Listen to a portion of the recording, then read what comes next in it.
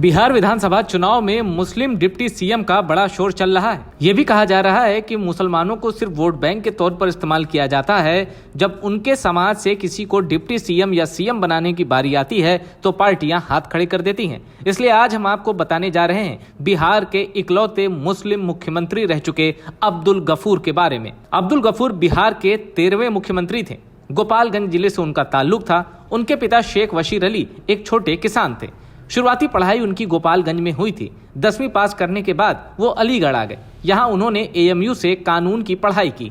अब्दुल गफूर आजादी की लड़ाई में भी कूदे, कांग्रेस पार्टी से भी जुड़े। लेकिन 1939 में जब नेताजी सुभाष चंद्र बोस ने कांग्रेस छोड़कर फॉरवर्ड ब्लॉक बनाया तो अब्दुल गफूर उसमें शामिल हो गए। 1947 में देश के बंटवारे के बाद गफूर को पूर्वी पाकिस्तान जाने की सलाह दी गई, लेकिन उन्होंने भारत में ही रहना पसंद किया। अब्दुल गफूर ने 1952 के पहले बिहार विधानसभा चुनाव में भाग लिया। गोपालगंज की बरौली सीट से कांग्रेस के टिकट पर चुनाव भी जीत गए। 1957 में दूसरी विधानसभा में भी वो बरौली की सीट से जीते और श्री बाबू की सरकार में मंत्री बने। 1972 के बिहार विधानसभा चुनाव में कांग्रेस सबसे बड़ी पार्टी बनी।